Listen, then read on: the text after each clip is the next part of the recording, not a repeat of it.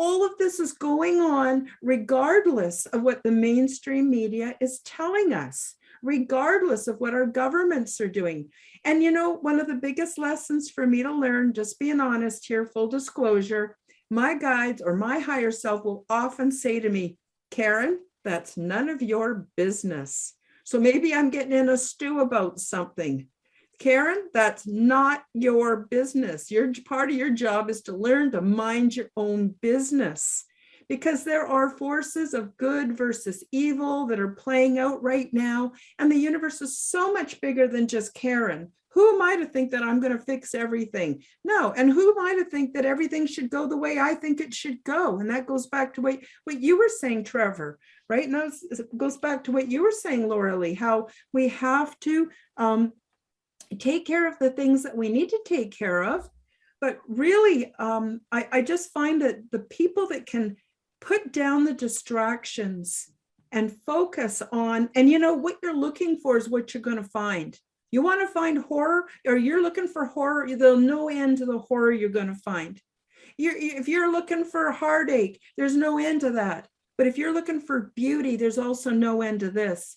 And it doesn't matter where people live. All around the world, I have friends, obviously online, but still I have friends. And those that love to appreciate, instead of going, oh, I can't sleep, they go, oh my goodness, look, the sun's coming up. The people that can do that are so inspirational, so loving to each other. And like I said, it's happening all around the world. And I just want to mention one other thing, because in Canada, recently we had this trucker convoy. And these are the working class people, the blue collar workers. And they got together, and for 3 weeks, they created a paradise within Ottawa. And Ottawa is probably one of the most evil places, not because of the land or the people that live there, but because of the government and the things that the government is trying to pull off, right? And they brought in absolute love and harmony. They were cooking for each other and feeding homeless people and helping each other out.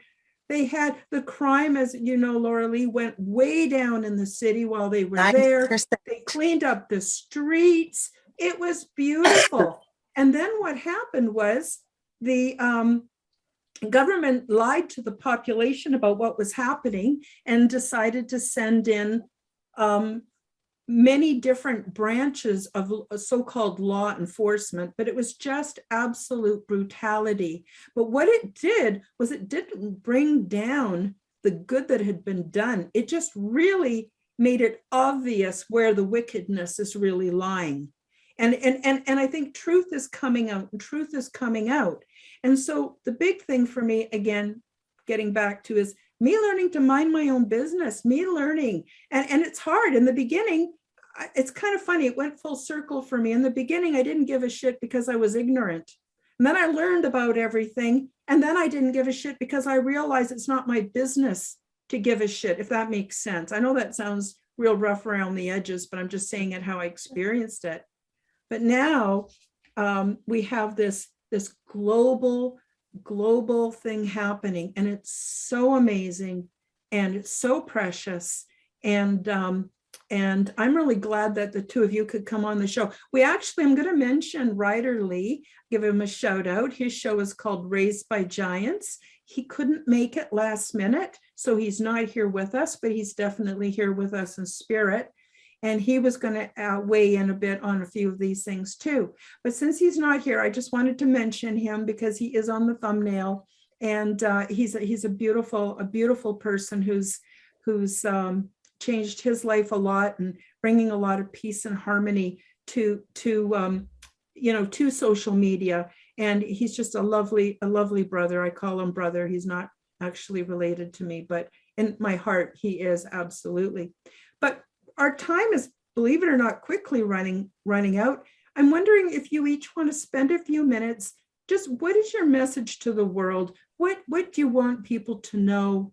You don't need a special membership either to get involved in any of this. It's grassroots. It's when you're ready and you want to come out, and there's 3 of us here in our own way that can help you in any way that you want. But what's your message to to all the beamies out there, I won't call them humanity at this point.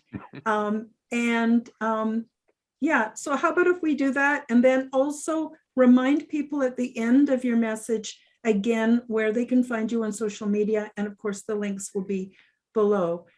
Trevor, what say you? Well, I think I'll keep my message really simple. I think the world has tricked us that if you go back 2,000 years, there was only one man that was supposed to be able to heal. And there's only one man that's supposed to, you know, be in connection with divinity. I'm going to say that's completely wrong. And as for what is the problem, I can simply say what is the problem with life. I can simply say what is the problem with just about literally everything. And I'm going to turn around and say it's human. What is the solution? Because it's, for me, it's a solution. It's all to do with the soul. And to me, that is, everything is soul-led. Everything can be understood, but not from a human point of view. Because what's going on when you look at the way the world is that they're causing problems and trying to solve the same problem which they created in the first place, but by being human. And that trick's been going on for a long time. So for me to understand that the things that I went through, whether it's anything material, I had a crash course in it. I think all the healers had a crash course on trying to understand just about literally everything, whether it's being homeless. I mean, I was homeless for 12 years and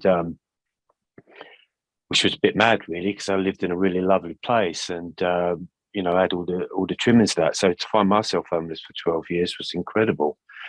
But what I did discover is that there's actually not that many people to help that'll help you. I remember once I was actually literally dying on the train station, literally dying because my appendicitis, I had appendicitis, it busted on the train station. And, Saturday night, packed, loads of people, and everyone just walked over me. And I was on the stairs, like sprawled out. Not one person asked me if I was all right. It wasn't until the train station cleared and the station master obviously looked in his camera and thought, there's someone laying on the stairs of the thing. And do you know what? Even in my sense of humour, he came down and she said the most stupid thing. He said to me, "Are you all right?" I said, "Yeah, I always lay on train station stairs. It's a pastime of mine." Even in my sense of humour, I was actually dying, that I could sort of find that notion. And that's what led me to be who I am, because I'm not here to walk over people. And even going through that dark night of the soul, call it depression, call it, I was in that place of wanting to commit suicide. I bought the rope, I put the hook in the ceiling. I was ready to do it. And then one day I thought I was going to do it. And I had to sit on my hands and 100% tell myself, do not move, because I thought I was going to execute it. I'd already had a brother that committed suicide. So I knew that was possible to be able to do that. He showed me the way to do that. But when that spirit sort of connects in and you truly are in a really, really bad place and you're fighting that battle of trying to stay sane, I went through all of this because I think it was my teachings. And even though I hated God for it, or hated spirit for it, for putting me through such shit, of losing everything and, everything that I believed and truly loved at that particular time, there's something in me that sort of vowed to not do that for others. And even if they want to walk over me still, and people can still do that, I think for me, I understand what depression and suicidal thoughts and all that means. And there is another way through that. There is a different doorway. I've discovered that doorway. And so therefore, that's what I think my love is for the world. I thought it was in beauty. I thought it was about making a woman look fantastic on her wedding day, or making her feel great about herself. I mean, for what I know now, Jesus Christ, I've got to the point where I don't even understand why women wear makeup on their faces. So I did makeup for 30 years, but now Jesus, I just don't understand where it is, because they're trying to make themselves, or they feel that it makes themselves look better. So I can take that right down to many, many different levels. So I think, again, for me, it's about being naturalness. You don't have to do all these things. You don't have to even make yourself up to be presentable or acceptable or to be loved by anyone, when in actual fact, when we really do find that naturalness, it just comes out of our pores. It's just something, it's so beautiful, because I think we're the only species on the planet that is not natural. I think every conceivable thing on this planet lives under universal law, and I think it is in tune with that language. And I think the humans overshot it. I don't think we're anywhere near it. So I think for me to be naturally in tune with that, more so than I used to be, to me, that was the true message for beauty. So my message to people is, what you think is impossible is very possible. The things that you think you can't do, I'm telling you that you can do. And, in that place where I didn't think I'd ever get through, I did get through. And my work, or my soul, my spirit, my journey, my body, my mind, and my energy saved my life. And because it saved my life, I suppose that's what I do with people. And I get a lot of mail, and that's the most interesting thing. I used to cut people's hair, but now I get messages of people saying, "You've saved my life." So a life can be saved. Mm-hmm. It sure can. Thank you, Trevor.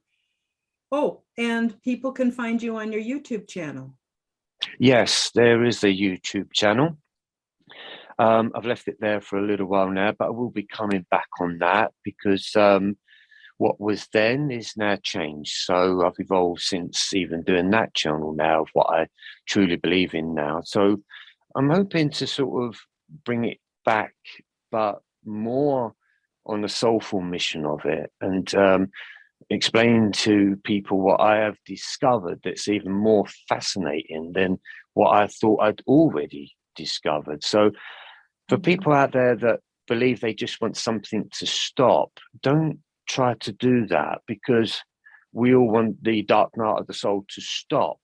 Well, of course, or they feel that they kind of want to get to a point where they want to stop, but there is no stopping. There's nothing here that stops.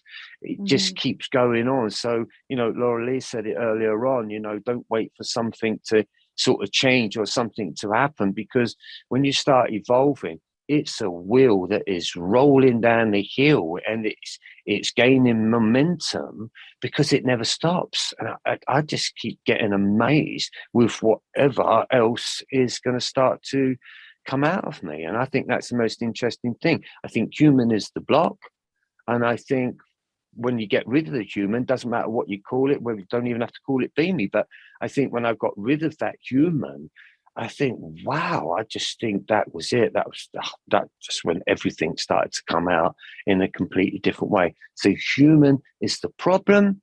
But I think for me, being me was my solution to that human problem, because I think the human language is completely wrong in my eyes now. So I never ever thought I'd be saying that in my entire life, but I'm here to do that. And I work on the books now to show that to people, that why do I believe that to be so? And that's what I'm working on. So I think when we stop being human, I think that's when we find our true self. And the more this goes on, this darkness, they know we're awakening, and they're going to do everything they possibly can to squash it. Yep, I think you might be right about that. Thank you, Lorilei. And what are your final words of wisdom? And don't forget to also add where people can find you. Excuse me. I think what I want to leave people with is just a few things. First of all, it's okay to have boundaries. So when I talk about service to others, it doesn't mean that you're a doormat.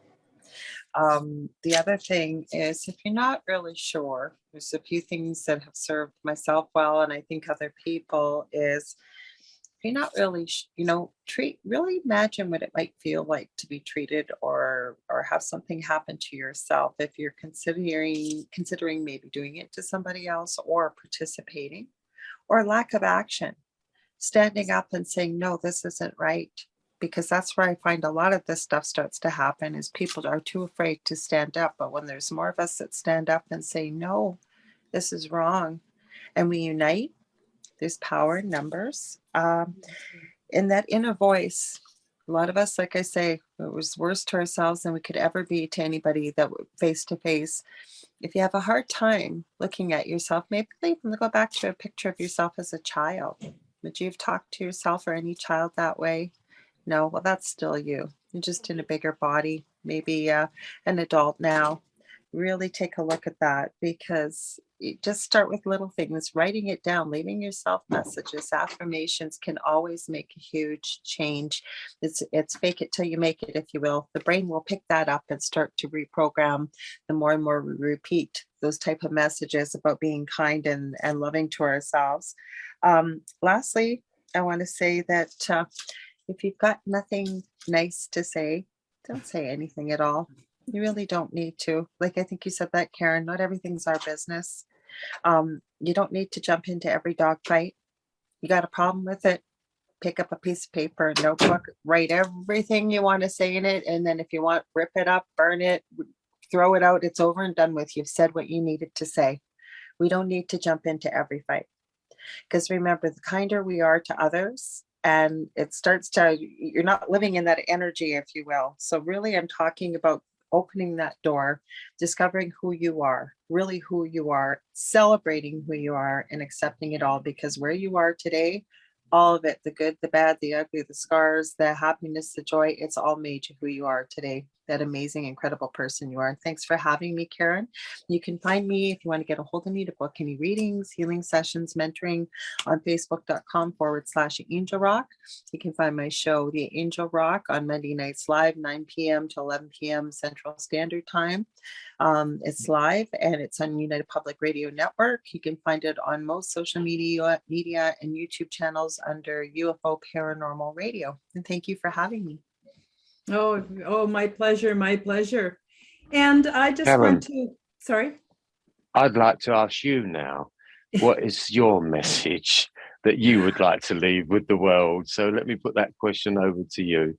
Okay. Don't take this the wrong way, folks, but a lot of us never really grew up. We didn't have good role models. We don't live in a society that encourages us to grow up.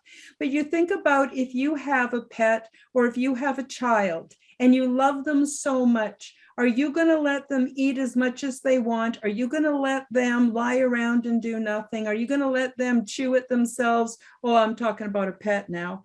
But I mean, if you have a child and your child wants this and your child wants that, are you going to give them everything they want every time they want it? No, that wouldn't work out very well. You got to make sure that they eat properly, that they get enough sleep, that their clothes are clean. And I really believe that part of the awakening process is to first of all form a kind of an honesty within, where we're observing who we are when nobody else maybe would even know, or no one else is watching.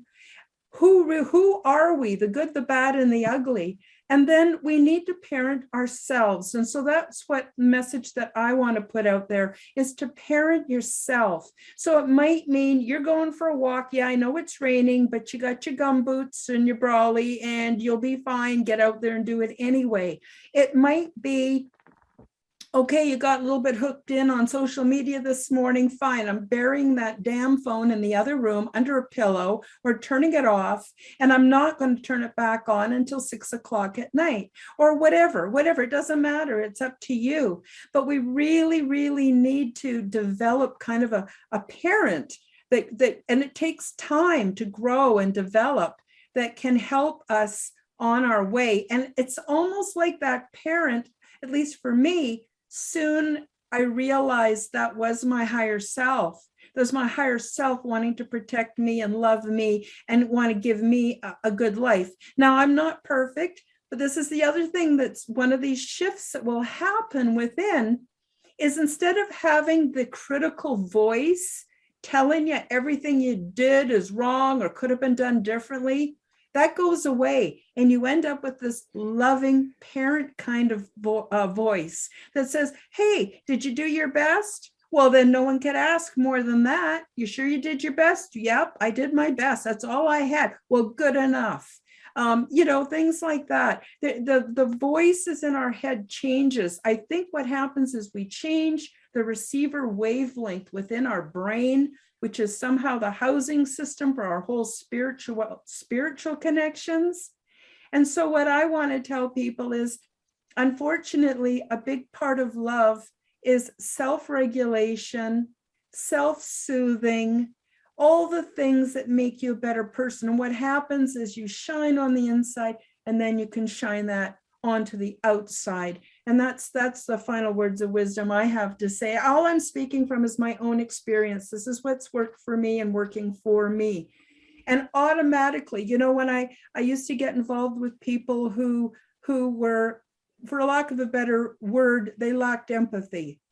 Well, as soon as I started to have conditions and boundaries like what you said, Lorilei, I started to find that I just sort of cleaned out my closet. The people that made me feel bad about who I was or that I was never good enough,